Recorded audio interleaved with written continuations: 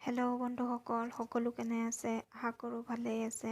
আজি মই আপোনালোকৰ মাজলৈ এটা নতুন ভিডিঅ' লৈ আহিছোঁ আৰু এই ভিডিঅ'টোত মই জনাম যে যদি আপোনালোকৰ ফেচবুক একাউণ্টটো পাৰ্মানেণ্টলি ডিলিট কৰিব বিচাৰে তেন্তে সেই একাউণ্টটো ডিলিট কেনেকৈ কৰিব পাৰিব পাৰ্মানেণ্টলি, সেইটো মই এইটো ভিডিঅ'ৰ যোগেৰে আপোনালোকক জনাম।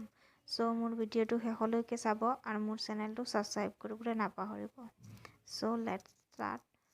তো একাউণ্টটো ডিলিট কৰিবৰ কাৰণে আমি প্ৰথমে ফেচবুক এপ আছে যে আমাৰ ফোনত, সেই এপটোত প্ৰথমে ক্লিক কৰিব লাগিব। তো ফেচবুকৰ ক্লিক কৰিলোঁ। তাৰপিছত যিটো একাউণ্ট ডিলিট কৰিব হৈছে সেইটো একাউণ্ট লগ ইন কৰিব লাগিব। কৰাৰ পিছত ওপৰ ফালে যে তিনিডাল আঁচ আছে তাত ক্লিক কৰিব লাগিব। তাৰপিছত এনেকৈ আহিব। তাৰপিছত তললৈ যাব লাগিব। তাৰপিছত ছেটিংছত লিখা আছে তাত ক্লিক কৰিব লাগিব।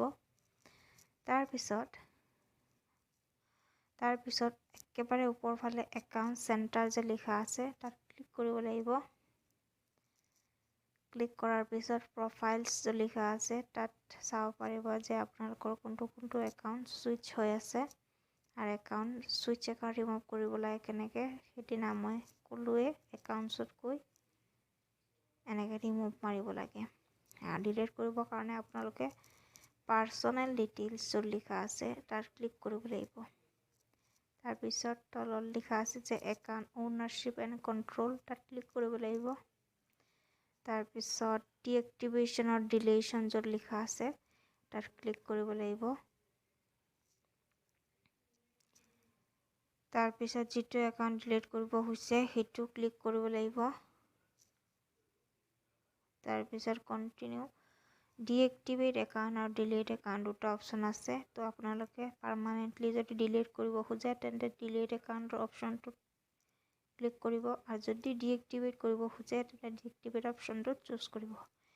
ডিএক্টিভেট একাউণ্ট কৰিলে আপোনালোকে এবছৰ 2 বছৰ বা 4-5 বছৰৰ পিছত মানে একাউণ্টটো লগ ইন কৰিলেই একাউণ্টটো খোল খাই যাব। কিন্তু ডিলিট একাউণ্ট কৰিলে আপোনালোকে 30 দিনৰ ভিতৰত যদি লগ ইন কৰে তেন্তে একাউণ্টটো ডিলিট নহ'ব আৰু যদি 30 দিনৰ পিছত লগ ইন কৰিব খোজে তেন্তে আপোনালোকে একাউণ্টটোৱে বিচাৰি নাপাব, টোটেলি ডিলিট হৈ যাব। তো 30 দিনৰ ভিতৰতে যদি আপোনালোকে একাউণ্টটো ডিলিট কৰিব নোখোজে লগ ইন কৰিব। 30 দিনৰ বেছি হ'লে আপোনালোকৰ একাউণ্টটো ডিলিট হৈ যাব। যদি আপোনালোকে ডিলিট একাউণ্টত মাৰে, মানে ডিলিট একাউণ্টত মাৰিলে 30 দিনলৈকে আপোনালোকৰ মানে এটা সময় থাকে যাতে আপোনালোকে আকৌ এই 30 দিনৰ ভিতৰতে লগ ইন হ'লে একাউণ্টটো আকৌ মানে ৰিভাইভ হৈ যায়। ঠিক আছে। তো ডিলিট একাউণ্টত ক্লিক কৰি কণ্টিনিউটো ক্লিক কৰিব লাগিব। তাৰপিছত আকৌ কণ্টিনিউ ক্লিক কৰিব লাগিব। তাৰপিছত অপশ্যন যিকোনো এটা চুজ কৰিলেও হ'ব। মই চুজ কৰিছোঁ I spend too much time on Facebook. তাৰপিছত কণ্টিনিউ মাৰিলোঁ। আকৌ কণ্টিনিউ।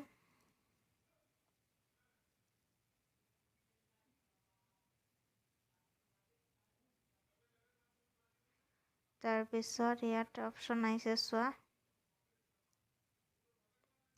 তলত গৈ পেলাই কণ্টিনিউ মাৰি দিলোঁ।